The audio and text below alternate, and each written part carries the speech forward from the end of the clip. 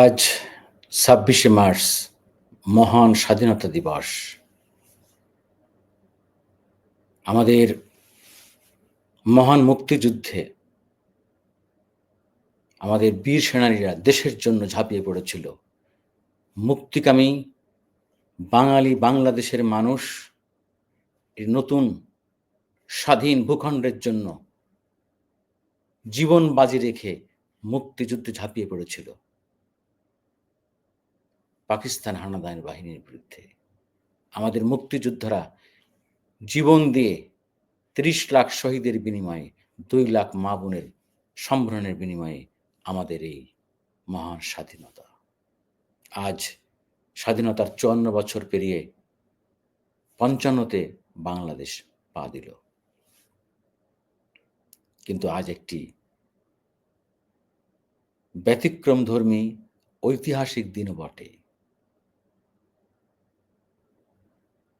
যেই স্বাধীনতা সংগ্রামে নেতৃত্ব দিয়েছে আওয়ামী লীগের মতো একটি দল, সেই স্বাধীনতা সংগ্রামে নেতৃত্ব দেওয়া দলটি আজ এই প্রথমবারের মতো তারা স্বাধীনতা দিবস উদযাপন করতে পারছে না। এর চেয়ে দুর্ভাগ্যের আর কি হতে পারে? এটি জাতির জন্য, ওই দলের জন্য, ওই দলের নেতৃবৃন্দের জন্য। আমি জানি না এ থেকে আমরা শিখব কিনা, এ থেকে আওয়ামী লীগের লোক শিখবে কিনা। চিন্তা করে দেখেন, যেই মহান মুক্তিযুদ্ধে নেতৃত্ব দিয়েছে আওয়ামী লীগ, যেই বঙ্গবন্ধু শেখ মুজিবুর রহমানের ৭ই মার্চের ভাষণে ডাকে সাড়া দিয়ে সবাই মুক্তিযুদ্ধে ঝাঁপিয়ে পড়েছে, এবং একথা অবশ্যই স্বীকার করতে হবে, শহীদ প্রেসিডেন্ট জিয়াউর রহমানের যে স্বাধীনতার ঘোষণা দিয়েছিলেন বঙ্গবন্ধুর পক্ষ থেকে, সেটিও ইতিহাসের একটি বড় অংশ। এবং বঙ্গবন্ধু তো গ্রেপ্তার হয়ে পাকিস্তানে কারাগারে ছিলেন, কিন্তু সম্মুখ সমরে লড়াই করেছেন কিন্তু শহীদ প্রেসিডেন্ট জিয়াউর রহমান। যাই হোক, আমি যে কথাটি বলতে চাচ্ছি যে আওয়ামী লীগের কি দুর্ভাগ্য, আওয়ামী লীগের নেতৃত্বের কি দুর্ভাগ্য। আজ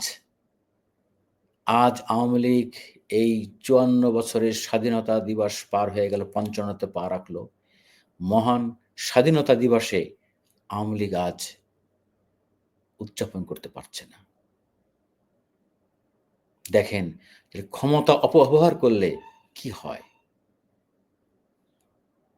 ক্ষমতা অপব্যবহার করলে যুগে যুগে এই ধরনের প্রতিদান নেমে আসে। তো আমি ২-৩টি বিষয় আছে কথা বলে ভিডিওটি শেষ করব। প্রথমেই আমার মনে হলো যে এটি বড় দরকার। অতএব এইটা থেকে আমাদের কিন্তু সবাইকে শিক্ষা নিতে হবে। এরকম ক্ষমতার অপব্যবহার যারা করবে ভবিষ্যতে বা করার চিন্তা করবে, তাদের জন্য কিন্তু এই পরিণতি বয়ে আনবে।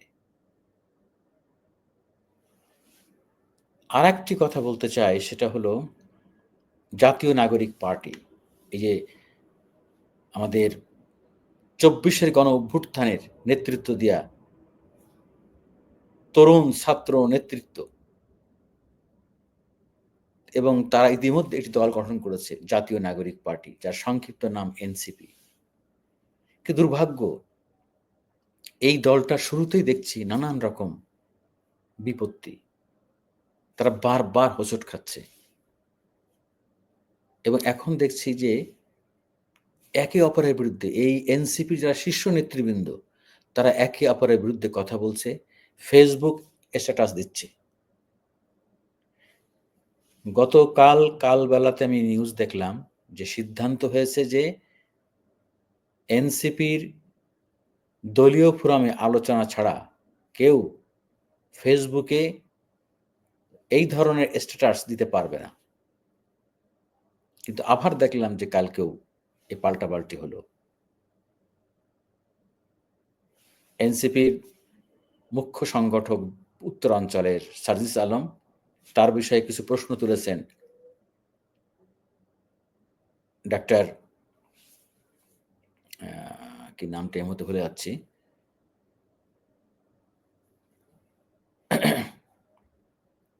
তাসনিম জারা, ডাক্তার তাসলিম জারা, খুবই বিখ্যাত। সে নিজে একটা ফেমাস ব্যক্তি। বাংলাদেশে লন্ডনে থাকেন। সেখান থেকে সে বাংলাদেশে এসেছেন তারুণ্যের প্রতীক হিসাবে। খুব ভালো একজন ডাক্তার। তার অনেক ক্রেডিবিলিটি। এই তরুণ বয়সেই তার অনেক তার ভক্ত, তার অনুসারী, তার ফলোয়ার। যাক, আমি যেটা বলতে চাচ্ছি যে এনসিপির এই তরুণ নেতৃত্ব তাদের আবার কি হলো? এত বড় একটা বিজয় তাদের মধ্য দিয়ে হলো। পুরো জাতিকে তারা তাদের নেতৃত্বে পুরো জাতিকে তারা এই জগদ্দল পাথর থেকে মুক্তি দিল। সরাসরি ফ্যাসিস্ট আওয়ামী লীগ সরকারের ১৫ বছরের যে একটা দুঃশাসন থেকে তারা মুক্তি দিল। তারা রাজনৈতিক দল করবে এমন কোনো তাদের প্রতিশ্রুতি বা এমন কোনো অঙ্গীকার, এমন কোনো তাদের কোনো ইচ্ছা ছিল না। কিন্তু হ্যাঁ, তারা সর্বশেষ একটি দল করেছে। ভালো কথা। আপনাদের দলকে নিয়ে তো মানুষের মধ্যে অন্যরকম স্বপ্ন, অন্যরকম প্রত্যাশা। সেই প্রত্যাশার আপনারা তো একে ভেঙে দিচ্ছেন স্বপ্নগুলা। প্লিজ, একবার আস্থা নষ্ট হয়ে গেলে, একবার ইমেজ নষ্ট হয়ে গেলে কিন্তু আর সেই আস্থা ইমেজ ফিরে পাবেন না। আপনাদের বলছি, প্রচলিত রাজনৈতিক ধারার বাইরে একটি বিকল্প ধারার রাজনীতির কিন্তু আপনাদের সুযোগ বাংলাদেশে আছে। নিজেদের ইমেজ ধরে রাখতে পারলে এই বাংলাদেশে আপনারা একটা তারুণ্যের শক্তির প্রতীক হয়ে উঠতে পারবেন। এবং তারুণ্যের শক্তি কিন্তু শুধু বিপ্লবে না, ভোটেও কিন্তু তার ব্যাপক ভূমিকা রাখতে পারে। তরুণের নেতৃত্ব ছাড়া কিছুই হয় না। আন্দোলন, সংগ্রাম যাই কিছু বলেন কিচ্ছু হয় না। তো এইটা বিশাল পুঁজি আপনাদের। কিন্তু আপনাদের কিছু কর্মকাণ্ডের কারণে আপনারা কিন্তু আস্তে আপনাদের ইমেজ নষ্ট হচ্ছে। আমি কিন্তু এর আগে বহুবার বলেছি যে আপনাদের যে আয়-ব্যয়, খরচ এর কিন্তু একটা হিসাব দিতে হবে। দেওয়া উচিত, পরিচ্ছন্নভাবে দেওয়া উচিত।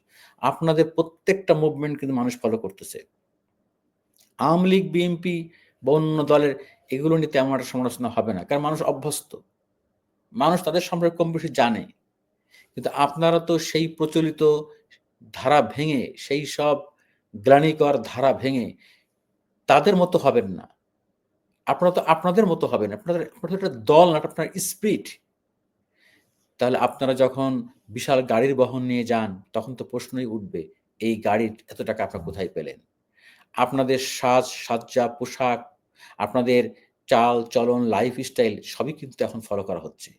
এবং কারা সোনার চামচ মুখে নিয়ে জন্মগ্রহণ করেছেন, কাদের সহায় সম্পত্তি কত, পারিবারিক অবস্থান কি, সবই কিন্তু এখন কড়াই-গন্ডা হিসাব হবে কিন্তু। আর জানেন তো ডিজিটাল প্ল্যাটফর্ম সব কিন্তু বেরিয়ে আসবে, গোপন থাকবে না।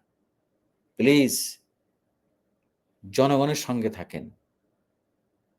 যদি আওয়ামী লীগ, বিএনপির মতো আপনাদেরও নির্বাচন করতে কোটি টাকা লাগে, হিউজ টাকা লাগে, তাহলে কিন্তু মানুষ আপনাদেরকে ভুল বুঝবে।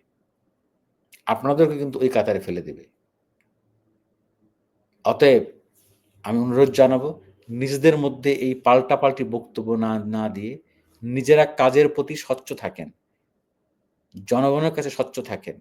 আপনাদের প্রত্যেকটা মুভমেন্টের প্রতি আপনারা স্বচ্ছ থাকেন। মানুষ কিন্তু আপনাদের অনুসরণ করছে, ফলো করছে।